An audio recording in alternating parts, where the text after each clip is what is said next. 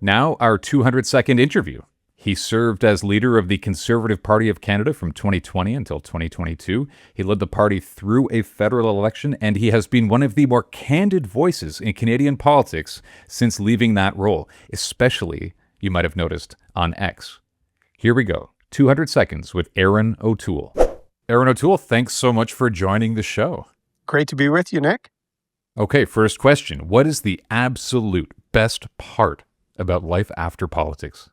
It is family decisions come before the job of being a public representative. I'm still not home as much as I might like. I'm still busy, but family is the first decision. And it was always hard to do that when you had a public service role. So after 10 years, my family was glad to get me back.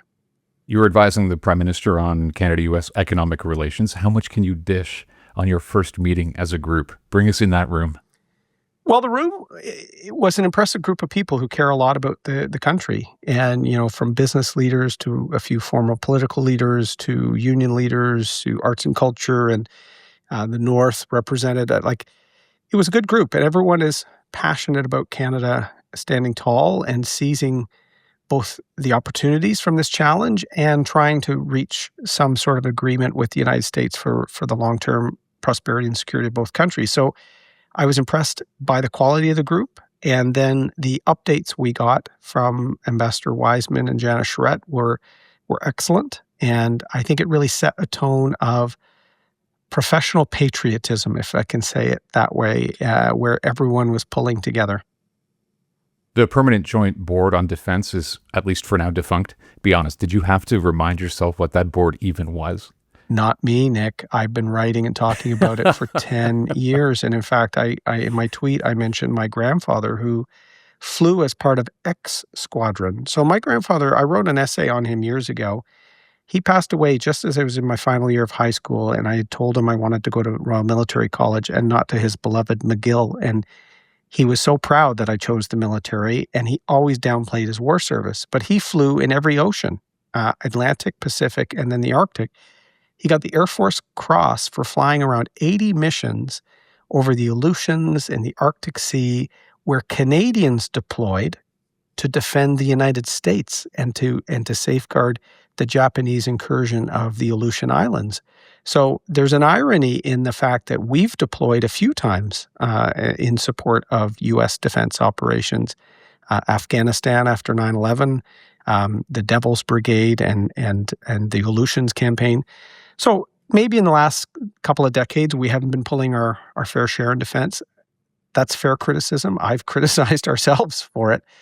But let's not lose sight of the relationship and all the good that's come for the United States out of the Ogdensburg Agreement in 1940, which created the Permanent Joint Board on Defense and ultimately the Hyde Park Declaration. And so the U.S. is stronger when it works with its allies, and there's no greater ally than Canada. Last question. You are extremely active on X, even taking on trolls.